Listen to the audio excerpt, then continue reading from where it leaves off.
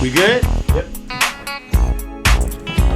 What's happening, everyone? Good homie Gus. This is the Free99 podcast presented by We Eating. Follow us on SoundCloud, iTunes, YouTube, iHeartRadio, Spotify, and Instagram. Search FREE99 podcast. Be sure to listen, like, comment, and subscribe. Shout out to the sponsors: We Eating, the F-Word Clothing Company, FWordClothingCo.com, and Evito Productions, possibly you. Email us askfree99@gmail.com. Philly Phil in the building. What up? We got Mono in the building. We got, man, I want to say a food truck that if you own your own food truck, you don't want to be behind this dude's food truck in anywhere in the Bay Area. I want to Evan the evangelist of Señor Sisig. Evan the evangelist. Evan, hey. Come on now. Is that your official nickname? No, it's not. It's the one that Gus gave me, Evan the evangelist. He always calls me the evangelist though. So that's the first time he ever said my real name. sorry. No, it's cool. It's cool. I'm just saying, like I like how it's always the evangelist. Yeah. You know, because you've known me that long. You know, so you know me. Just and then before I actually met you when I was with Barna and Lansky and shout out to Ice Pick. We were at Tape Vault Studio. Yeah. Dario the Wizard, the Wizzy was doing production for our campaign album. I used to stare at this poster by the door, and it was quit your day job. Quit your day job. It was you in a shirt and tie. Yep. A Giants fitted hat. Yep. I think it was jeans and Jordans. It was like jeans and like some Nikes, like some little Nikes, yeah. And then it was you throwing a paper and it said "Quit your day job," and that image just stuck in me. That's me. That's you. Hey, that still is me, man. And you quit your day job. Quit your day job. And that stays job. true. That stays true till to this day. I mean, I had a day job, but I don't think that was really like just about my day job. You feel me? Like it really was actually about my day job. At that moment, I was pissed off. I was like, fuck this. Quit your day job. Because at that time, I was really only like 25, 26. Wow, really? Yeah. I was only 25, 26 when I put that mixtape out. And, I had been making music for a long time. I was working I went to college, got my degree, my BA in business. From where? SF State? SF State and BA. Shout out Frisco, man. Frisco Gators. Hey. But yeah, Asian American Studies, entrepreneurial business. Those were my majors. And I graduated in 04, and I think I put that tape out in 06. Damn. But it was like right after I graduated, I was like working, and I felt entitled because I had this degree, and I was like, I want to do something big. Yeah, I want to do something with it. I got this position, but now I'm a bachelor. You feel me? So like at that time, I was young and I was kind of naive, to be honest. But I wanted some upward mobility within that company, and I was like, not seeing it. It felt like I was going to be there for as long as until the next person retires, So I'm looking at all these people that have been there 15, 20, 25 years, right? And, I'm like, how long do I got to wait for my opportunity? And so, what kind of company was it? Yeah, I'm not going to put the company. It was not the name. Just what kind of company? It was a hospital. It was a hospital, one of the hospitals in the city. So you were secure then because most people, was it a union job? Yeah. See, union at 25, you can really tell everyone, fuck you. Yeah. But you took that to a different level. You quit your day job. You pursued music. Yes. I mean, it was music, but it was also like I always knew, like for me, I always wanted to be in business too. That's what I was. I was a hustler. You feel me? Like I've ever since I was a kid, I've always hustled. Like whether it was like, dubbing Tupac mixtapes at school and selling them at school. I mean, taking them home, filling a little cassette with the tissue, and I would be the one to cop the first Machiavelli off the street and be able to dub it up that week. We selling them for 10 at the school, and I'm coming back home with $1,000. So let's get the background. What school? What area? Well, I grew up in San Francisco, so I went to elementary at Clarendon Elementary. Went to Presidio Middle School, which is where we really started doing the dubs and the mixtapes. Went to Lincoln. Went to Wash actually before Lincoln for a little bit, and then ended up graduating from Westmore in Daly City. 415, 415 original. So. Nice. you were in LA for a little bit. Is that right? Yeah. So I mean, I guess through that story of quitting my day job, I did go into kind of more full time into the music, but was also kind of expanding my mind, right? And like, what else can I do, right? And I think where you were leading off to that is like, kind of what happened in LA. But so we were actually kind of catching some wind, I mean, like, it wasn't just me. We had a team, of a lot of musicians and rappers that we were working with, and I was pursuing music a little bit, but I just enjoyed. I was having a good time traveling, doing music, being with the people. That tour vibe. The tour vibe, I was, like I said, I was 26 years old at that time. Sheesh. And so, it was kind of just like, look, like, I don't have to go to an 8 to 5. I'm doing this music, which I love. I still love music. It's always been my first love. And, but also was kind of, looking at what else is this going to be? What else can I do? And then, there was one day when this was around when Twitter kind of was being introduced. This is like, it's post MySpace into Twitter. That was like a transition. MySpace, it was Friendster, MySpace, yes, Twitter. And then so music. That was MySpace was a brand new tool for music, right? So we could create profiles, and you have a whole social media image now as well. But Twitter was something new, where it was like less of your profile and it was just more comments and stuff. So, but this was what would you say Twitter came out like 2006? No, 2000. I'm sorry, 2009. Yeah, 2009. It was late. Yeah, 2000. It was like 2009, and I guess long story short was that we were doing music, and we had a lot of friends in music in LA, and we were going to go down there and do a few shows. And I was probably only following like 200 people at that point. Some were from LA and stuff, and out of those 200, there was a lot of people like on there like talking about food too, though. Because like that's before like social media. A lot of people, food was just kind of word of mouth. Like if we sitting here, it was like, oh, bro, I went to this restaurant down the block. It was smacking. Ooh, cool. And it it slowly travels, but it's hard to kind of like hear what's going on in LA unless you go down to LA to kind of try it yourself, or know somebody from LA and they talk to you. Anyways, social media kind of expanded the platform for food and everything, travel, everything, right? But I was just hearing on Twitter like a few people, sometimes how they say like it takes like 3 people to say something before it comes real and stuff. At least 3 times somebody on Twitter was talking about these Korean tacos. I was like, Korean tacos? What the hell is Korean taco? I didn't know what it was at the time, but it wasn't even about who did it. It was just about it. It's a Korean taco? It was a thing. What the fuck? Yeah.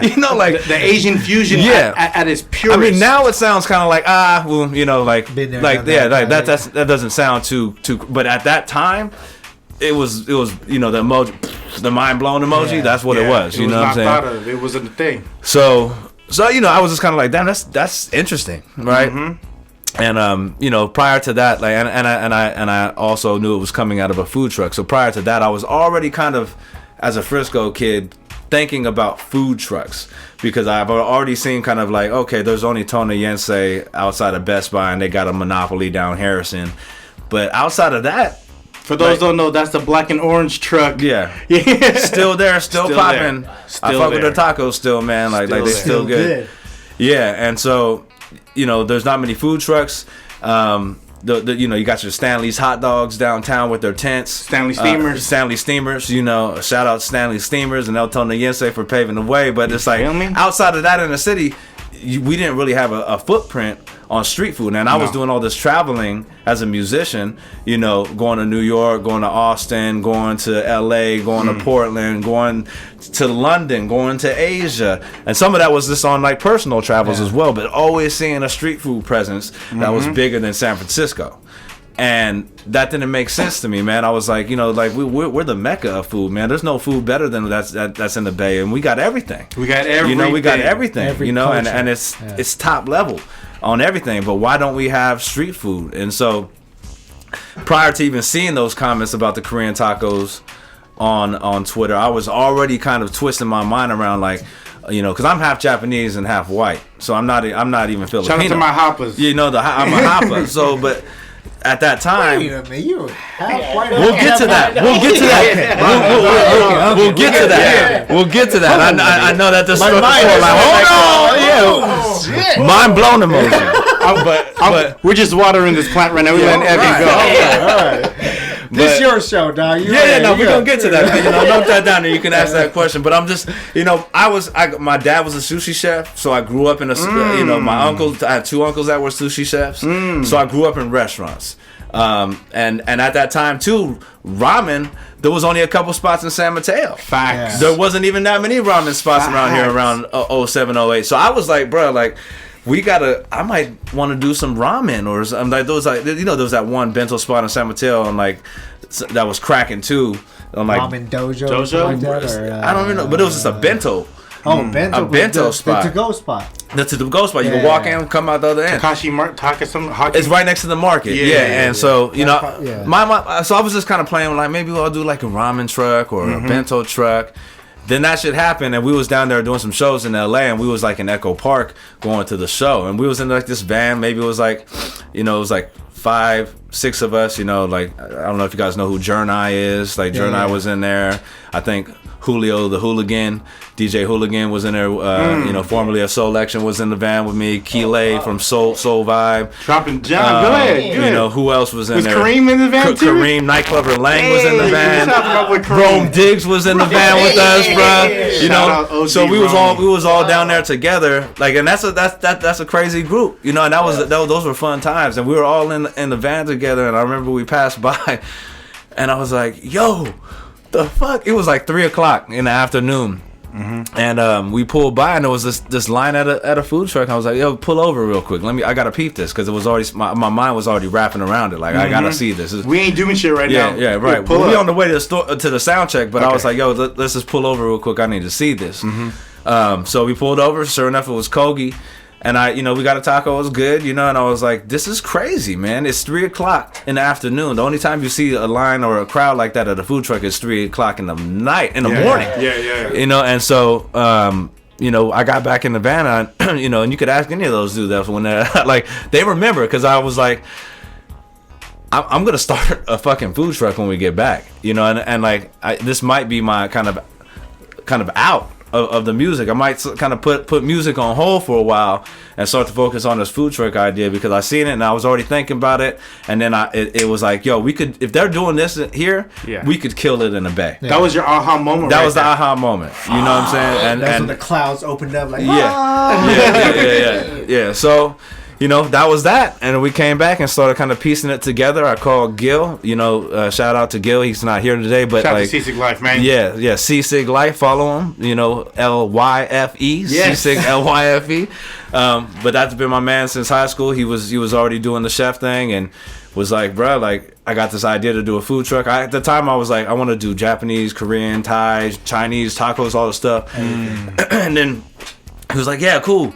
Let's do for the Filipino. Let's do Sisig tacos, and I was like, oh, bro, like, his, because he had a family recipe for Sisig already. I was like, that's perfect, because his dad's from Pampanga. Like, we've ate it at his party, so I already knew. I was like, that would be great. So that'll be like one. We'll do like some teriyaki tacos or whatever, and then once we started making the Filipino, like the Sisig tacos, I was like, no. Like, we gotta really focus in, and that's another play on kind of the music shit. Because as a rapper, I was like, I like to like explore your vocals, explore the vocals, really go in, and and I wasn't gonna compromise my rapping to be popular. You feel me? So I'll say what I want to say the way I want to say it, and if you hear it. You hear it, but sometimes it's deep. Yeah. You know what I'm saying? Like that. What I'm saying is kind of hidden. Maybe between another line, right? And so as a rapper, I knew that in order to make it kind of mainstream, you gotta make the shit pretty simple and understandable. You know what I'm saying? Dumb it down for the unfortunately, right? Yeah. And I'm a victim of that too. As a fan of music, everybody. Right? Yeah. And so there's nothing wrong with that. But as an artist, I wasn't willing to do that and change who I was as a rapper. But when it came down to food, of course, my rapper came out and was like, we're gonna do everything and do like, you know. But then it was like, nah, we gotta really like simplify it and just be in one lane, focus on one thing so that people can understand it, because it's already kind of new, it's already kind of a lot. You know, it doesn't make sense if we're doing all Asian, you know. And I was like, look what they did in LA. There's a high population of Koreans in LA, and there's hella Filipinos in the Bay. You know what I'm saying? And I was like, just a little bit. Yeah, just a little bit. So I was like, yo, we gotta just focus in on this Filipino thing, because I think we really have a path here. Corner your market. And you know, and even though I'm not Filipino, you know, I definitely consider myself an honorary Filipino. You love the culture. I love the culture, bro. You know what I'm saying? Like you know what I'm saying? Like, I love the culture. You know what I'm saying? Like it's one of those things where you know, my fiance is Filipino. Hey. My daughter's Filipino. Hey, you shout know, out to our children. Gil's one of my best friends in this world, and he's Filipino. A lot of my good peoples are Filipino, and I really, you know, if it's not in this lifetime, it might have been another lifetime I was Filipino, but I gravitate towards the culture. I really love the culture. I studied it, you know, I've learned it, and so like... You studied it in school? In school. I've studied it in the school. I've studied it through my friends. Just the culture's just... Studied. I feel it, you know? Yeah. You know, I have a small family, and I love my family. Shouts out to my family. But you know, every time I go into a Filipino home, they make me feel like family, and that's no joke. You know, that it's part all the of the aunties want to kiss. But Did you eat yet? Yeah, right. Your friend's good looking. Tell them to kiss me. Take food home. But you know what? Like being embraced like that, you know, from a young age. My father died. My father's my Japanese side. He died when I was 14. God rest the dead. And you know, during my high school years, it was a little bit hard, like at a loss of a father and a loss of that culture as well, because it was just some, you know, I was young and there was some division through my family in that time, and I went to Westmore from San Francisco, and I've never seen so many Filipinos in my life, but like 90%. 90%.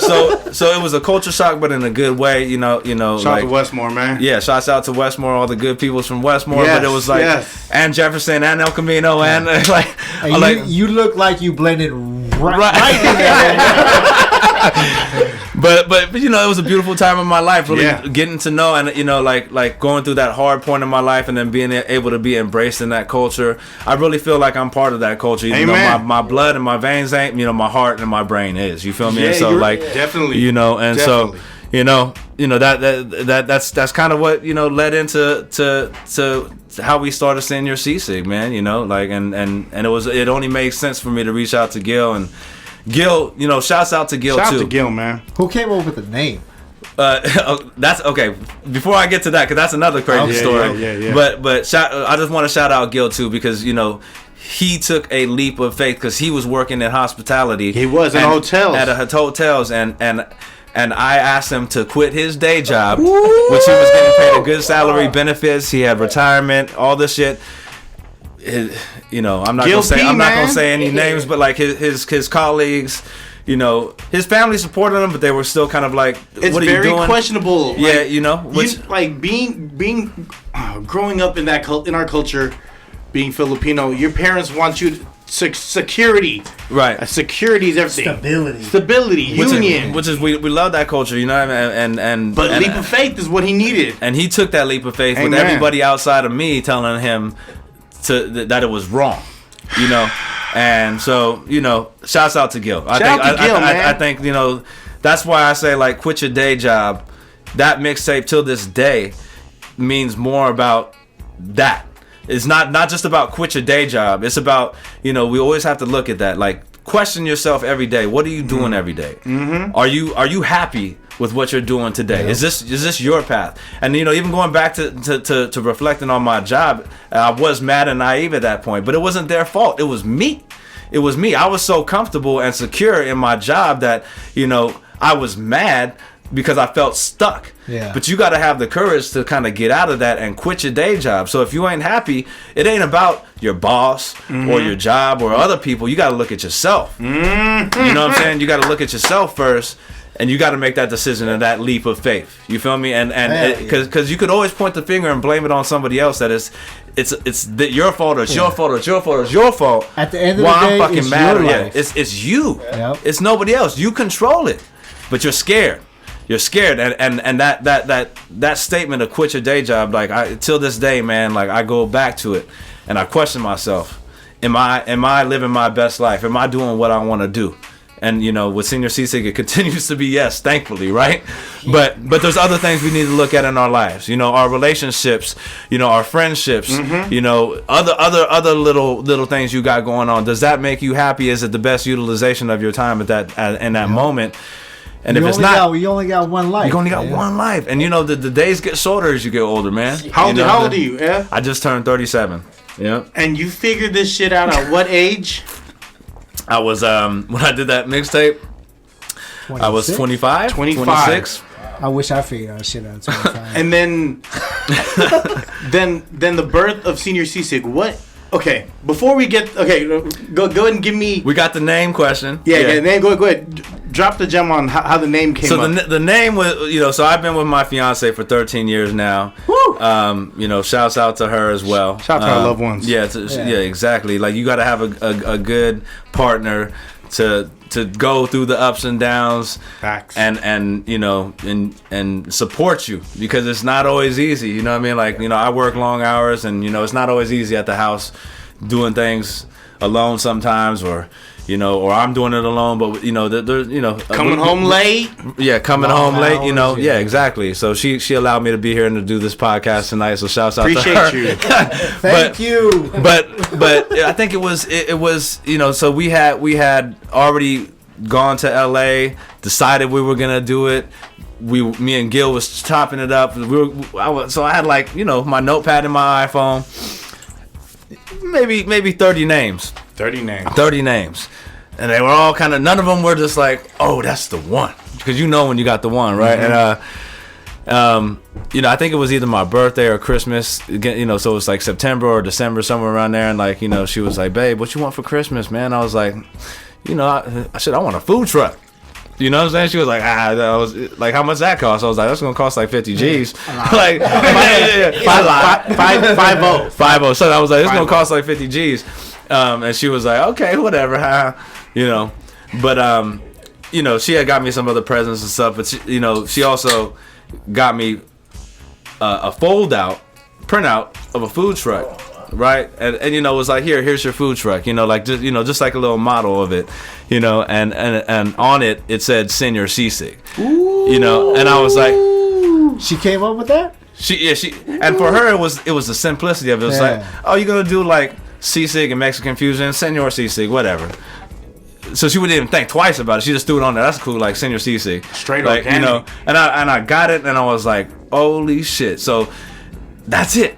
That it was like, that's it. If I knew on my list, that's the one. And so she didn't give me a food truck, but she gave me the name for my birthday or Christmas that year. And she gave you that vision board for it. Yep. Hey. Yeah. So got that from a fiance. Mm-hmm. You bought a truck and you had it wrapped. Mm-hmm. What year was that?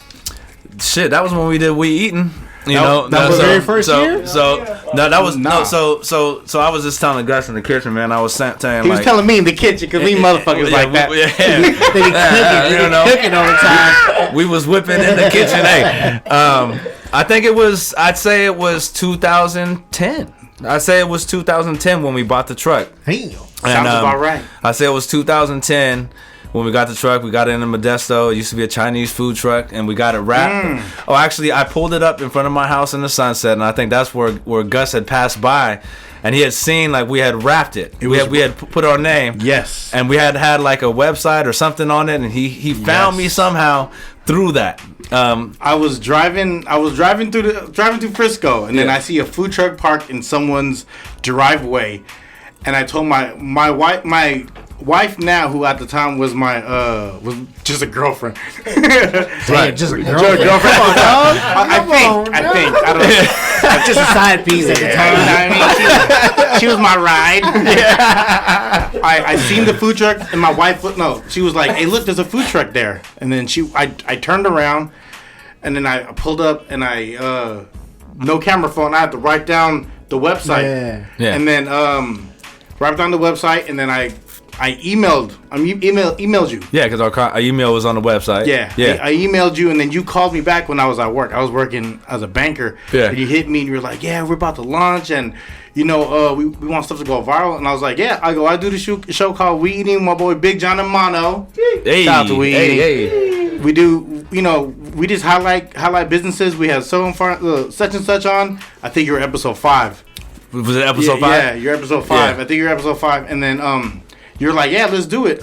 He goes, "My partner does all the cooking, so we're gonna. He has to be available, and it had to be right before his work." Yeah. So I literally got off of work, hooked up with Mono and Big John, and we drove to the old Jamba Juice building. You know what I'm talking about? In the Potrero. Yeah. And for sure, yeah. Right by that park, and we pulled up and we did the episode with Evan Gill, and I want to say this. I'm gonna claim this. You can say I'm wrong, but I remember saying it because we had on the episode we had tacos. Yep. We had I think we had nachos. We had Shanghai lumpia. Yeah. We had adobo wings. Yeah, double wings, yeah. I think those were the ones I remembered, and I remember telling you, I was like, "Hey, I spent time in SoCal, and then French fries is California burritos on my shit. If you throw California burrito in your mix, if you do burritos, you're like, well, we're frying chicken right now, so we can't mix the grease." And I was like, I feel it. And then I remember I see that pop and feel, and I was like, dope. Yeah. Dope. And That might, hey, you might have to take credit for the Cali burrito, the season Cali the burrito. We'll You keep heard the it name. here. You heard it right here. Let's give him the credit. go. Let's give him the credit. You can have that credit. We'll give you that stamp. You know. You should name the burrito No, after you can't do that. You can't change it. You can't change it now. I'm on one right now. I think I just, I think I just said that. You can change it now because Nah, you they're at a high level right now. So they I don't know, and then y'all just exploded in that first wave of trucks. Yeah. What were the trucks you remember in that wave of food? This is pre off the grid. Yeah. No, definitely Curry Up Now. Curry Up Now. Shout out to Curry Up Now. Yeah, Brick shout and out to Mortar. Curry Up They're Now. solid. Yep. Chairman Bao. Chairman Bao. Brick and Mortar. Yeah. Yeah, Brick and Mortar. Yeah, I remember Adobo Hobo. Shout out to Adobo Hobo. man. Yeah, He had a truck, or no, they were more of a tent setup, but they was Jason, outside of Milk. Yeah, they would be outside of Milk. Yeah, at Soam, Milk. They would be out at Dolores Park, slanging and banging, baby. And so shouts out to Adobo Hobo as well, man. Smitten was part of that group too. Were they? Smitten? Yeah. It was a girl on the back of a truck, and she had. No truck. She had a bike, and then she would do that shit. They did a We Eating with us. Oh, word. Benny Gold was Benny Gold shouted us out. Yeah. There's Adobo Hobo. Who's the other one? I'm sorry. Mr. Magic Curry or Hoppa SF. Hoppa SF. Creme brulee cart. Creme brulee cart. Come on, they're not even like a cart right now, right? Pizza, the Pizza Hacker. Pizza Hacker, maybe, yeah. Yeah, because he had that barbecue shit. But then actual trucks was you, Chairman, Curry Up Now. Is it? You remember Is It? No, I don't. Yeah, they came a little bit after. Kung Fu Taco. But shout out Is It? Is it? Kung Fu Tacos. That's OG. How can I forget Kung Fu Tacos? Yeah, they were the first one ever brick and mortar. Yeah, yep. They did the one in Ceremony, right? Yeah. Oh, that's right. Yeah. Right outside of the old Mervin's. Yep. Kung Fu Tacos. Yeah, I mean, everybody's doing cool stuff. Like Tom from Kung Fu Tacos opened Junie, which is like a sushi spot with a Michelin star now. Is that right? Yeah. It's over in like Hayes Valley, kind of Diviz, like Nopa. It's in the Nopa, like right across from. I think it's like I forgot exactly what street, but look it up. Junie. It's popping. But yeah, there wasn't many. No. I'll say that there wasn't many. There was probably like a good handful, maybe 10 of us in the game at that time. And shout out to Off the Grid as well. Yes, because Off the Grid was in the game as well. Like they were the ones that really enabled, I think, street food to take that next step in San Francisco because they had the vision. Matt Cohen of Off the Grid. Matt Cohen really had a vision He wanted to open up a food truck himself, and he saw kind of how hard it was because the legislation in San Francisco didn't really support new entrants into the industry, and he did a lot of legislative work to get the rules and regulations changed for one, but he also was able to create these markets for individuals like us and other trucks to participate in and create community kind of events as well. And so that really kind of started the game to change. So like, I think without somebody like Off the Grid and Matt Cohen, I'm sure it would have took its direction, but they did such a good job at what they did. And really supported a lot of these businesses like ours to be able to get into the game. So huge shouts out to Off the Grid. Shout out to Off the Grid, because they definitely the food trucks would have been here, but it would not have elevated as fast as it did. Right. Off the Grid exposed you to a lot of trucks, because you'd even ask sometimes what truck's going to be there. You'd be like, Off the Grid's outside. Right. Well, and then Fort Mason was, and I've been to a lot of other cities that have similar entities as Off the Grid. Food truck mafia. But they're not. They're not. I mean, nobody. Want to acknowledge that? Nobody. I mean, I'm not just talking in our area. I'm talking about across the nation. Across the nation. Oh, really? I don't think anybody's running an Off the Grid style business at the level that Off the Grid is running their business. So I've seen a lot of different entities trying to do what they're doing, but they're doing it at a very high level.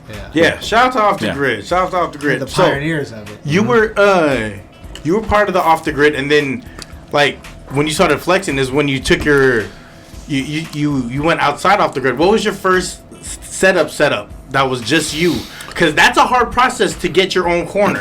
That is Off the Grid. Not just to be your own, not to be part of Off the Grid. So I think it was about I can't remember exactly how long, but I'm gonna say it's about a year into us working and with Off the Grids, and we were like at a bunch of like biotech companies or other companies lunches would like and shit. Would allow us to use their parking lots because we had to use private parking. I think it was about a year into our business that SF introduced new legislation that allowed us to apply for public street permits at a rate that was affordable and with a system that was achievable, so we can probably get the permits. And so that's when we were able to, we were lucky because we were already in the game, and that's when I went out and did a bunch of mapping and striping and doing all this stuff that I've never done before. But it was but my advantage was I knew Frisco. Yeah. I knew Frisco like the back of my hand, and I was like, I know where I don't even need to do no research on foot traffic. I know exactly where I want to put my spots. And so it was about finding these locations which fit within like certain regulations. So the sidewalk width has to be this long, or it has to be this far away from a similar food or whatever, but finding my niches within those restraints. But I knew the neighborhoods and where I wanted to go, so I was able to kind of collect all these permits really early in the game. And that's what I think like gave us that in to say, hey, we were one of the first ones that were in these new locations as a standalone truck. Plus, we were starting to kind of catch wave as a brand as well. Yes, it was a movement, and social media helped with that. Twitter was the thing, and then this is like pre Instagram. Like it was Twitter, then it was Facebook, then IG. Yeah. But Twitter was where people just reposted, hey, gonna be over here on, I think it was Powell. Was it Powell Street? Yeah, we had Powell and Ellis. Yep. Yeah, we're still there. We're still there. Yeah, still rocking. Yeah. When that was everywhere, man. When it was still SCUK. Everywhere. Yeah, we had one truck, and then we had to get two. Then we had to get three. So How many trucks you have now? We got 6 now. Woo! Yeah. 6 trucks. 6 trucks. I remember driving by the ceremony on a Sunday morning, and me and my wife were like, "Oh shit, Senior Sisig is here." Yeah. And there was no line, because usually. There's a line. Yeah, but we were standalone that day, right? At Ceremony? Yeah. At Ceremony. Yeah, and we were like, oh shit, there's no line. Let's go stop. This was like before, this is probably like 3-4 years ago, before they did all the construction. Yeah. So I had reached out to them because they were starting to kind of do different areas, and I was like, yo, they got to put a food truck because we were already doing off the grid out there. I was like put us there on the weekends. Yeah. Well, let's strike a deal. And so we struck a deal for like about a year, where we were able to be there on the weekends, and like be in Daly City at Ceremony. Right. Yeah, because there was no line. It was like 11 o'clock in the morning. Like, let's go. Yeah, there's no line. Yeah. I worked for a neighboring food truck. And then we would do those Thursdays at I'm not gonna say what it is, but shout out to Justin. Come on, there was a neighboring food truck. Oh, I forgot about that, bro. You offered me a job actually. Did I? Oh, don't. I was trying to pluck employees. It's all right. Like damn, it's all right, man. Hey, it's hard, man. He sees the hustle. Yeah. No, but it was a Thursday event in Daly City, and you had. Their Senior Sisig was so popping, they had to put a cap on the dollar amount that you could order. You couldn't order over $50. Really? You remember that? Yeah. We still do that. Still do that. Yeah. You can't order over $50, and if you're at an off the grid event, the Mariel at the time, we'll walk out to the last person in the line and be like, you get one burrito free. You're the end of the line, though. Yeah. You gotta tell everyone else we gotta go. They wanted 2 trucks for you guys because the wait for food at Senior Sisig in Ceremony was 2 hours. Right. 2 hours. Like, you guys got the longest line ever. Yeah, Ceremony is crazy. Which shout out to Daly City and Ceremony as well, man. But yeah, I mean, like, you got to get there early, or you're gonna be in a pretty long line, But even outside of the Filipino community, you guys still have the longest line. Yeah, that's true, man. Shout out to all our fans. Really, honestly, man. Y'all like doing it. Thank you, man. Thank you, man. We're proud of that. Yeah. You would have Senior Sisig would be a lot of people's first introduction to Filipino food. Yeah, that's what I'm saying. That's what when I say we're proud of that. That's what I mean. Is that I really feel like if we kind of rewind the clock in time and like put ourselves back in like 08, 09. Like think about Filipino food and where it was at. It was Phil Lam. Phil Lam with Superstar. Shout out to Phil Lam. Shout out to Superstar. Ling Nam. Shout out to Ling Nams. Yeah, I still love all those spots. Those are classics. You feel me? But outside of those, like the classic spots, like there wasn't really anything innovative going on with Filipino food. And again, you know what? Like I really, really appreciated that out of Filipino culture because Filipinos that came to America really didn't want to bend their cultural foods that much to be appealing to the masses, to conform, whereas like in Japan there's no California rolls. We made that for American straight up, and even burritos, that's not something you would find historically in Mexico. It's something that it was kind of more an American, but Filipinos, they were willing to come and change their maybe like you're only gonna speak English and you're gonna go because we want to become American in certain ways, but culturally food was they were protective of their food. Yes, and on one side I respect that because food is a universal language. We all can speak different languages, or maybe like go to a country and we can't speak the same language, but we could share the same food. Hell yeah! And we speak the same. Our taste buds don't discriminate on language, and so so it is an emotional thing. And so like I said, I've always appreciated that. But that's if you go back 10 years ago, like not many people were branching out, and as the younger generation, it was about entrepreneurs that were in their mid-20s, like me, being able to, and Gil, being able to say, look, like maybe we can do something different with this. Elevate the culture. Elevate the culture. And I think shout outs to even Kogi for showing us, that because without that, like I'm not gonna be like, oh, I created that. Like I really think that that sparked my mind to other opportunities. And that's fine. That's what we need to continue to do. That's what fusion is. Fusion's a term to make you understand kind of the mix of things. Like I don't really, I'm not like a big fan of the word fusion, but everything's fusion. Yeah. It is. Language is fusion. Everything is fusion, man. Yeah. So Frisco is fusion. It's development. It's development of things. So, but I think it it made sense that the younger generations that were Filipino Americans, it got to where we were in our mid 20s where we could start businesses and get creative, and we were able to say, hey, let's try something new. And we had our own. We had, exactly, and we're trying different things, and and I think at that time too, like when we introduced Sisig, Señor Sisig, we were doing a little bit more meteor kind of we weren't doing the face and the snout that was traditional. We were doing a meteor, and we were doing chicken, and we did tofu, and so like the older generations, the titas, the titos, the moms, the dads, we got it. We got that. People will come up to the truck and like, that's not Sisig. And we're like, I feel that. This is Señor Sisig. Very protective. This is Señor Sisig. And, but we knew the dynamic. It was coming. You knew it was coming. We knew that was going to come, and we believed that if we just stuck with it, that over time, we can make that change. And so, now, I went to the Philippines. You been? No, I've been to the Philippines. Yeah. So when was the last time you been? I was about a year ago. Hey, you've been in the There's 4 Filipinos in the room, and I know none of y'all been in the Philippines in the last year.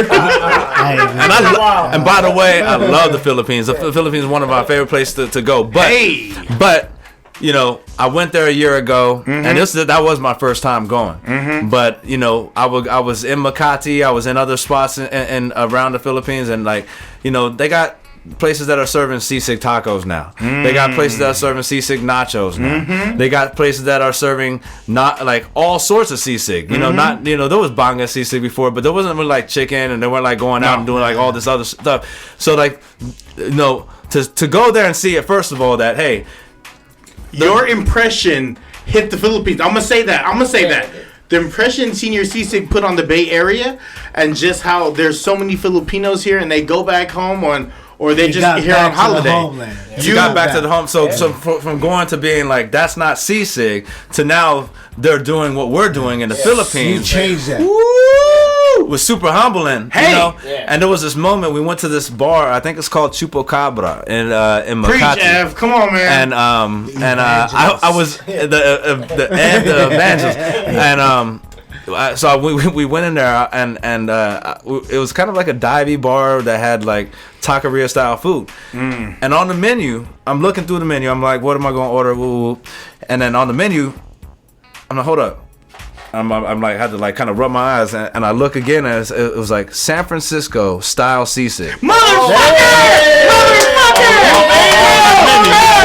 You know what I'm saying? And you see that reaction? That's great. That wasn't my first reaction. My first reaction was like, motherfucker, stole my shit. And then I was like, hold on. Yeah, because I was like, you know what? This is great. That was the next aha moment. Yeah. That was the next aha moment. That was like the first one was seeing the line at Kogi in Echo Park. The next one was seeing San Francisco style sisig in Makati, and I was like, holy shit. This is like Chicago pizza, bro. You created that hybrid. This is like Chicago pizza, and it's that was super humbling, and now you know what, we are San Francisco style sisig. That is what we are. Yeah, because there's no other truck like yours. There's some people that try to do what we do, and that's fine. I'm okay with that. There's enough money for everyone. I'm okay with that. I haven't seen them. Just saying. I mean, there's spot that does sisig fries, and they're doing their thing, and that's great, and I'm proud of that, because we gave people other opportunities to expand their lives and their family businesses, But enough money for everyone, enough room for everyone. I mean, Señor Sisig is Señor Sisig. Our taste and flavor is different. You could create something else that's really good and that's different than us, and that people love too. So why does it have to be this one thing? But see, I think the real point to this, and where I'm most proud of is like it's not just the people that are doing the Sisig tacos, nachos, and things like us. It's all the other Filipino American chefs that are doing other creative things now, and you're starting to see, you know, that they have the and he ain't even Filipino. Hey, but you know what? But it means a lot to me because I feel like we kind of just cracked the seal and show people that you can do this. Take the risk. Quit your day job, right? And do. I'm quitting tomorrow, boss. And go for it. Yeah, go for it. Take a risk. Do something different. And so there's all sorts of, like, if you really do your research, you know, from the east to the west, man. Like there's all sorts of. I'll light it in a second, but there's all sorts of different restaurateurs, chefs doing different concepts, and a lot of it is just amazing, delicious, creative stuff that you know, like, I feel like, you know, I'm not taking credit for what they're doing. I just feel like we were in the beginning of that, to where we did something kind of simple and creative and you guys are pioneers and was able to show other Filipino Americans, like, you can do it too. Yeah. You know, and it's not about, like, I'm not mad at that. That's what makes me most proud is being at the forefront of that and continuing to reinvent, to continue to show Filipino Americans and even the youth that you can do it. You know what I mean? And that's why you call the evangelist.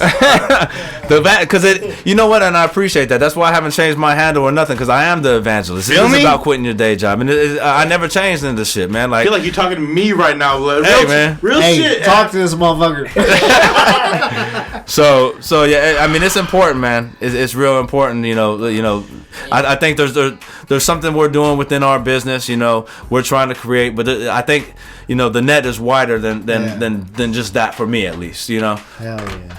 Born and raised in San Francisco. Born and raised, man. Born and raised in San Francisco. There is many burritos we can mention in just San Francisco alone. Yep. Where, not including Señor Sisig, where is your go-to? Like, when you go into the city, like, it's like, I gotta get a burrito. My baby's not with me. I don't gotta worry about what she gotta eat. It's whatever time there's parking out front, I'm pulling up to. Where am I going for my burrito? You know what? You know, so I get that question a lot. I do get that question a lot, but, you know, I think for me, I'm a little different. Like, the way my mind and my stomach talk to each other is a little different. So, for one, I'm super fucking busy, right? And so, like, a lot of it is based on, okay, what's the one I want that's close to me? You know, so I don't really have time to go across it. Just say the one. If time I like time wasn't an issue. Yeah, time. Where'd you go? I don't know. You know, that's the thing. Wait though. You know, okay. So I look at, like, sushi. Maybe there's, you know, a lot of sushi spots that are kind of middle level. There's nothing separates them. You feel me? But, like, taquerias, there, it's just like, oh, it's a burrito. They're all the same. They're not. They're not. You know. So I'm gonna throw out, you know, El Farlito. I'm gonna throw out. Okay, what's your Taqueria Cancun? Let's break it down to the burritos. What's your go-to burrito spot? Well, that's what I'm saying. Is that I don't have a go-to burrito spot. It's about the day and the time and the location. It's like, which one do I want? You know, I want to. I like La Taqueria, but I wouldn't say it's my favorite. You know, I like their tacos. I like their tacos. But I'm gonna say, like, it's really about kind of like, which one do I want today? Because sometimes I want the Cancun burrito. Sometimes I want the El Farlito. Sometimes I want the La Guadalajara burrito. You know what I'm saying? Hey, I fuck with their salsa station hard, man. Like, come on, man. You know what I'm saying? You know, but she hella grumpy, but I still fuck with her. She hella grumpy. Hey, but you know what you're getting when you go in there. I do. It's not a surprise. You feel me? Because you've been there before. Yeah. So There's too many to choose from. There's so many to choose from, but I like that we have the diversity of flavors and sizes and ingredients, and you know, I can't choose one. I can't. Can you choose? I can't. One? Yeah. El Faro? No. See, if I pull up here on Mission and Otodaga, it's gonna be on what line is shorter. Right. I'm gonna look across the street. I'm like, damn, El Farlito's popping. I'm gonna go to I think I'm gonna fuck with El Guadalajara over. I go with you. You know, but I lived in so many different parts too. I lived in the Sunset, so I used to always fuck with El Burrito Express and Gordo's, bro. In Richmond. In Richmond, I grew up in the Richmond for a long time, so I fuck with Gordo's. Gordo, but you know, like Inner Sunset, Richmond got a Gordo's, but you know, their burritos have their distinct flavor. They use a steamer for their tortillas. It's different. You know, you go to La Taqueria, you can get it like baked on both sides. For me, it's like El Dorado. You know, that was a very political answer. It is though, but you know, I will say this: if I haven't had it in a long time, you know, that's like I was like, ooh, and I'm close by. So I'm gonna just kind of pull over if I know. Like this ain't a burrito, but I just had Little Luca for the first time in 5 years, bro. You know what I'm saying? Little Luca in the first time in 5 years the other day, and I clapped the whole sandwich, bro. Like what'd you get? What I get? I got the Italian combo, garlic and jalapeno spread. Yeah. All of it. All of it. You know what the trick is to finishing that shit? You gotta have them gut out the fucking insides of the bread. Inside, bro. I finished it head to tail, man. With the inside. With the inside. Damn. That shit don't affect me. So I clapped the whole sandwich. That's small boy time. How did I do that? I don't know, but I had just ran like a 10K. And I was nearby, and I came out. Ooh, there's no line. Yeah, there was a line. I waited like 30 minutes. Was it inside or outside? It was. I got lucky. I was like kind of like right on the ramp before. Hey, I got a question. Being from the Sunset. From the Sunset. Go to dim sum. Go to dim sum. Go to dim sum in the Sunset. That's a good question, man. Go to dim sum. TC Pastry. I go there. TZ Pastries and shit. They have the one across the street. Chow mein, no sprouts. Yeah. Chow mein, no sprouts. I always fuck with like the Noriega Clement dim sum too. You know what I mean? Like you know the ones that are just like 3 for $4. It's like 3 for like nothing. You know, it's value. You know, and so like those are the ones I used to kind of fuck with. You know, like on Noriega, I don't know the names, man. Like Noriega. They all look the same. Honestly, yeah, those used to be one on Terrebonne, and they closed down. But like when I was in high school, there used to be one on Terrebonne. But it's the ones you just go and you get like 3 pork, 3 shrimp, 3 vegetables, and it's all about good luck dim sum. Sorry. Yeah. For Senior Sisig's highest exposure, was it Diner, Drive-Ins, and Dives? I mean, I think that's up for debate. I don't know. I mean, like I think exposure nationwide, like like worldwide. Probably catapulted you to next level because you were featured in a lot of like newspapers and magazines. Yeah. What ones you remember? Like Wall Street. I mean, yeah, we had a lot of little features. I think like at the time that Diners, Drive-Ins, and Dives did the show with us, we were already kind of like. We had a status. You've been with shit. We were still building that status, but we already kind of had like established our status in the city. So it wasn't like I didn't feel like we had like a line of 3 people and now we had a line of 30 when we did Diners, Drive-Ins, and Dives. We already had a line of 30 plus. At these locations, and I really feel like Diners, Drive-Ins, and Dives like gave us a badge, almost of like, hey, like it really. You already there. It gave us that potential to continue to like build on what we were building. And so, shouts out to Food Network and Diners and Drives, Guy Fieri for giving us that opportunity. Because, that big boy. I don't take that for granted. A lot of this stuff we don't take for granted. We didn't reach out to them. They reached out to us. You feel me? So it's facts. Like, it's like one of those things, where it's like, but we've been on KTVU. Check Please. I used to rock that shit. I love that show too. Check Please. Shouts out to KTVU. We to the eating. Hey. And it gave us our first chance. Day zero. So we were, really honestly, but we were talking in the kitchen. We were saying like, look, like it was actually day 0, which meant like it was probably like 2 weeks before we had our debut. Official. You feel me? And we're sitting here in this kitchen in this lab right now. We about 2, 3, 4 maybe weeks outside of opening our first brick and mortar, which is huge for us, man. So hold on. 2019. You're about 3 weeks away from opening your own brick and mortar. Our first brick and mortar restaurant. You denied a couple spots. I know. You denied Westlake. Bro, we denied hella spots, man. Like, You denied a lot of spots. Hey, you deserve to deny it. Yeah, you know, the reason that we denied was not like, hey, we're too good for it. It was just, I follow my gut, man. I follow my intuition. Something people don't teach you in high school, or like if you don't have people teaching you this, is that we have intuition. Yeah. And you need to sometimes just like, is this feel right or does it not feel right?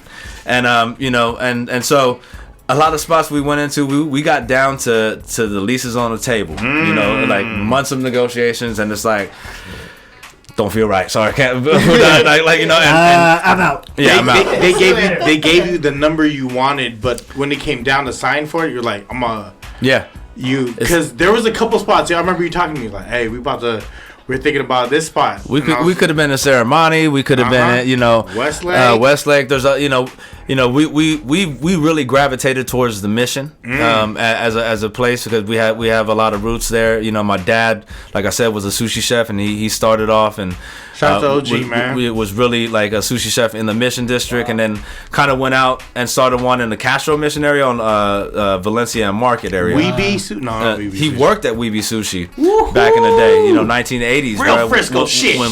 When there was a Valencia Gardens, bro. Like, come on, man. VG's when it was called Muck Come Sushi. on, man. Bob probably worked there when it was called Muck Sushi. MC Sushi. Like man. Sushi. But yeah. So we turned down a lot. But we always we found a few spots in the Mission over the years, and it just didn't feel like the right spot to go. And then we found our new location that we're about to open on Valencia and 21st, and it's at 990 Valencia. Woo! 990 Valencia. I just see it on the IG. 990 Valencia, y'all. Yeah. Just keep an eye out for it. You just put the official logo up. Not even like a name, just your old school pig logo with the two knives. Yeah, we did that with the blade sign. We got our name up there. It's gonna be a long ass line. I hope so. God is good. You already know. We've invested a long ass line. So in general, like we found the space. We really felt the energy in there. Like it's a smaller space. It has a patio in the back. It has a parkland in front. So beer and wine. Beer and wine. That's what it was. That's what it was. Yeah. Well, I mean, that helps. That was nice. My vision. The reason why it really felt right was because we're a food truck. So a lot of the other spots we were looking at were big square footage of spaces indoor. And so you would order your burrito, come sit down at a table inside, and it just didn't feel right. And so like. This spot has a nice patio, and it has, like I said, there's a nice parkland in front. And so, like, in the front and the back of the space, we have outdoor seating. And, the space inside is relatively small. Like, when you come in, you're not going to be like, whoa, it's huge. It's relatively small. But it feels right. That's what we are. We're a food truck. We don't need tons of space. We want you to feel intimate, and so, like, it just felt right, and so, we've invested a lot of time and money into the space, and because we want to make it feel right and make that transition of what we've already kind of built, the feel that you all come to expect when you come to the truck. When you walk into this restaurant, you should feel the same thing, the same vibe, the same everything. You know what I mean? But maybe a little bit more. And it's gonna be a little different. It's gonna be a restaurant. Yeah. But like you said, we're gonna have beer and wine. We're gonna have some other things on the menu, and so it's like, I think it's gonna be a good translation of what we built into this space, and I'm excited to share it. Yeah. Woo! I knew for a long time, because there's been times like he know everything. No. Hey, Gus is with the shits. I don't know if you knew this. Gus is with the shits. I've been following his career for a long time, and just to see where it's at, because it's not just Frisco. Like, are you guys still in Alameda? You still doing? Oh work? yeah. You guys were at the first Fridays. Everywhere. First Fridays in Oakland. Like by the museum. Yeah, we used to do first Fridays. We're still at the museum every Friday. Yeah, that's right. No, I've seen the growth, and then it came to a point to where, like, they needed designated trucks for designated zip codes, because getting that shit licensed for each fucking county is bullshit. Dude, but these motherfuckers work that they shit. got people in line an hour before they open. Yeah. Right? Dude, I'm saying Ceremony for sure. Yeah. I'm saying you did that. Yeah. You feel me? Like, y'all don't even have Filipinos in your line. You got the most random ass people in your line. Well, I mean, that goes back to the blessing of not only spreading that that net for entrepreneurs and restaurateurs and Filipino Americans. It's being proud that we were able to kind of get Filipino food and flavor to the masses and get it in their hands. You know what I mean? Because it needs to be. You know, because like. You really ain't at Ling Nam, you know, unless you know about Ling Nam. You feel me? Right. Like, you know Lucky what I'm saying? chances Like, unless you out if there. you know. If you know, you know. Yeah. You know, but if you don't know, you know, you now got, you know. Yeah, now you know. Now you know. You know, and if even if you do know and you didn't know about Filipino food, you might go there and be like, ooh, like I don't know about Sisig or any of this stuff. But you know, now people from all races can go, hopefully, and because back in the day it was like lumpia and adobo. That's maybe, and pancit. and maybe though. Like if you were like if you had one Filipino friend, you knew what pancit was too. Yeah. But as far as what you the lumpia and I would co-sign on that. Lumpia and adobo was like our introductory to like culinary. Yeah. If someone have some of this. Yeah. And then just to see where you took Sisig and you catapulted it to a level to where you go to, I'm so mind blown, but you go to Makati to a bar, and you see San Francisco Sisig. You know, and you know what it was? It was it said a meteor style of traditional Sisig. So I was like, dude, that's us. That's what we do. You know what I mean? And somebody else said they had gone there and saw that too, and they had talked to like the owner, and they were like, you put that on IG, I think. Did I? I think so. Maybe I did. I was like, holy shit. But somebody else had gone there to the same spot and told me, oh yeah, I walked in there and saw that, and I talked to the owner and was like, yo, what is this? And he was like, oh, you know, I was inspired by this food truck and in San Francisco, but I didn't know that story till recently, you know, and I was like, oh, did you tell him about Señor Sisig? They was like, oh, we didn't really want to like throw it in his face, like we were assuming it was your food truck, but I was like, come on, man, like who else is it? It's San Francisco style Sisig, you know, and so Ain't nobody else doing it. But you know, so not just Filipino Americans, Filipinos from the PI. We're influencing the way they eat. You know, we're influencing the way Americans in general eat and how they see Filipino food, and like that's what I'm really proud of. You know, I'm really proud of that. You know, so I think I think that can just continue. You know, at some point we got to get Señor Sisig in the PI. You know, like come on. Yeah, probably. Yeah. So, I can see it happening. No, for real.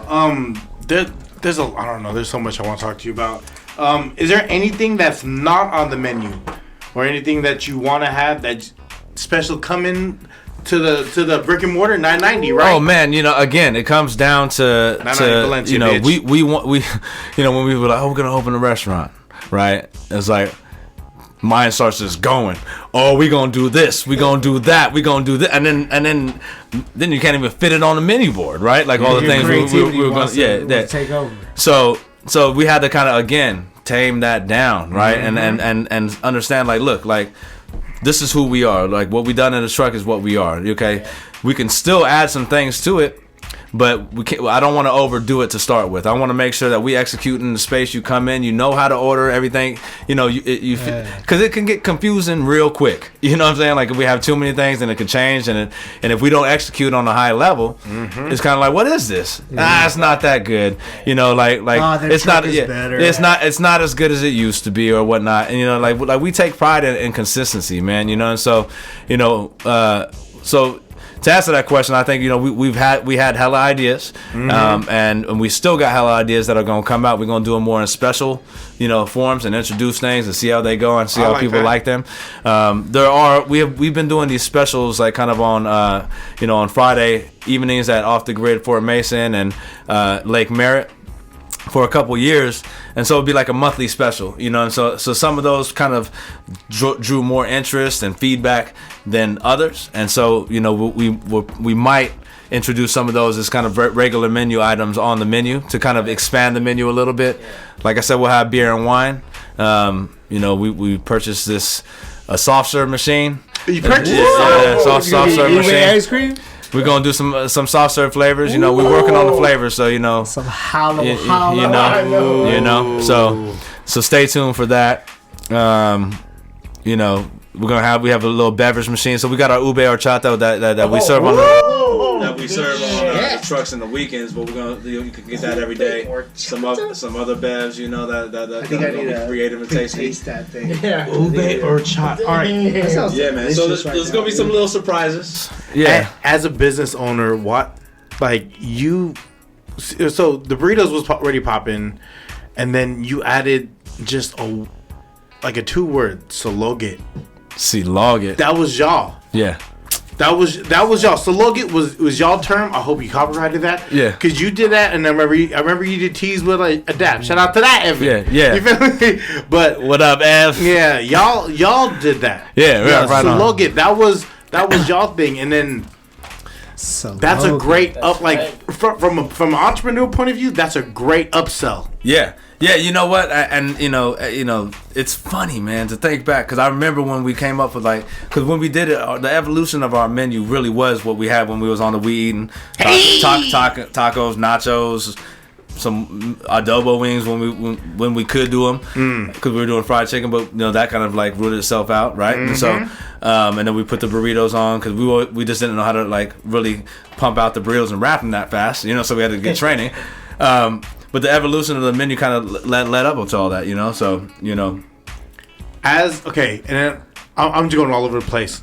As a rapper, top 5 artists. Your top 5. Oh man, your top 5 artists. That's hard. No, because as most rappers, that's your passion. No, I don't know, man.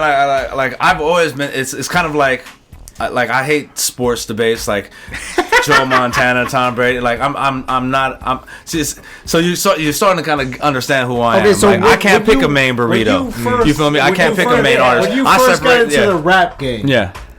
What was your top 5 that you would have? Oh, I'll put it like this. Like I grew up in San Francisco. So I really was more of a Bay Area kid. I listened to Frisco rap, San Quinn, GLP, RBL, NOH, all the Lakeview cats, the 11-5s, the Celtics, the Cool Nuts, the Andre Nicotina's, all those, everybody. I loved Frisco rap, but I also love Vallejo rap a lot, and I love a lot of the Oakland rap too. Shout out to the Oakland A's. Come on, man. I've been a huge Too Short fan and a huge Mac Dre fan since Mac Dre, put out his first mixtapes. I was late on Dre. I loved the Romper Room, and I loved Kyrie's beats, Doobie. AKA Sugar Wolf P.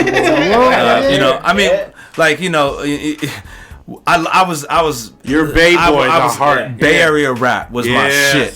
I loved some of the other mainstream stuff, but I was really kind of just sucked into Bay Area music, and that was my shit. But as I got older, I really, grew an interest to the New York style of rapping. Love the down south stuff because that's kind of like a reflection of us in a way. It plays off each other. But so there's different phases of my life of artists, and so it's hard to kind of label a top 5. You feel me? It's hard for me to label top 5, but I named a few of in the Bay for sure. I grew up as Mac Dre was one of my favorite artists from being. I remember walking around with a boombox at around 12 years old playing Young Black Brother. You know what I'm saying? But also all the Frisco stuff like San Quinn was definitely one of my favorite rappers. Yeah. You know what I'm saying? Like The Hustle Continues with Messy Marv when that came out. Yeah, I mean come on, man. Like all that stuff, Explosive Mode, come on. Explosive Mode. All that. That was all my favorite shit. So who's your influence today, though? Today, I mean, I'm not. If you were to I'm gonna go on Pandora right now. I want to listen to some shit. It's kind of about mood. So sometimes I go back. We're older now, right? Yeah. So now sometimes you want to be 14. You want to be 24. You want to be 34. Or you want to be 37. Now or you still 24 now. Well, not really be, but I'm saying you want to be in that time when you was 24. But I fuck with everything. I really like the baby right now. The new the baby. You know what I'm saying? I ain't heard shit. Yeah. I mean, it's ignorant as fuck, but it's I like the shit. I like the shit. That Kirk album. Huh? The new, I know. My boy Banu, he was like telling me, that's the new T.I., man. You know what I mean? Like his swag is just like. So when's the Evan the Evangelist coming out? You know what's funny? So you got your business going. So now, I think it's time. I think it's about time. You know, somebody, my boy Toriano, who used to be in Fully Loaded, Young No. You know who Young No is? Young No, it was Big Rich Bailey and Don Toriano. Fully Loaded, yeah. So Fully Loaded, yeah. It's the mob. So that's my boy. We grew up together, and Vegan Mob, and I've been recently working with him. And shouts out to Vegan Mob because I've been working with it's the mob. Pull up on us, baby. Hey, everybody follow official Vegan Mob. I think is the handle. Vegan but Mob. please follow that shit. Yeah. Yeah, he went to Mac, you know, but that's been my boy since we was kids, and he was actually an inspiration of mine growing up as a rapper because he put out a tape when he was, I think, 17, and I was only like 13 at the time, and so like he had Quinn, Mess, everybody was on the tape, and so we looked up to him on a tape, but I knew him. Like I didn't know Quinn, but I knew him, so it was kind of like, oh shit, Big Bruh's putting this shit out. That's the closest I got to kind of all these, you know, and so. Through my early days in music, man, he's always shown love. Like he's always shown love to like the artists that were around him, and like never was like I'm too good. He always bring us with him, you know. So we you know, whether we put songs out or not, we made music, you know. And so you know, I always appreciated that. And so he went through some hard times of like alcohol and drugs, and you know was able to get sober 10 years ago. And he's kind of you, man. Yeah, and we bumped into each other. You know, he was actually going to school getting. I think he got his BA and maybe even his master's. Damn. And so he was going to school, getting his life right, and we would bump into each other. And the one time we bumped into each other at RD at Restaurant Depot in the city, and we started just talking about food, and he was like telling him what I was up to, and I think it sparked a little thing in his brain. And you know, we came from the same kind of area. We grew up in kind of lower hate area, you know, and upper hate, you know. So, yeah, right, exactly. So like. He you know, I don't know where I was going with that, but we grew up there together, and then now we actually end up living like 10 blocks from each other in Oakland. We both moved to Oakland, so Frisconians moving to Oakland, but we still live in the same neighborhoods. So there's an album coming. You know, right? So long story short, I'm rambling now. Now that we started hitting the joint. It's good.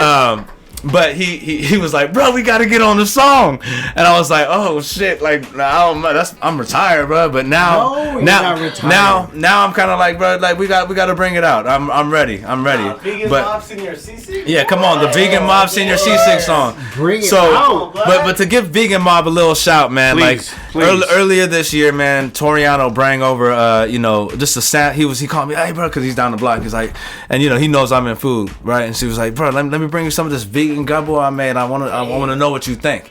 I think this was like in December or January. He bring it over. I was like, I called him back. I was like, this shit is smack. This shit tastes like fucking meat. You know, like it was. I was like, this shit smacking. So I was like, you got to try to do something. He was like, okay, cool. You know, I was like, dude, I'll help you. I'll help you. Like, you know, whatever you need. I can, my resources are your resources. You feel me? And you know, I tell that stuff to only close ones. You know, that I'm honestly willing to lend that time to. But not everybody takes that and runs with it. You know, and you know, Toriano from that day, man, like really just took it, ran with it.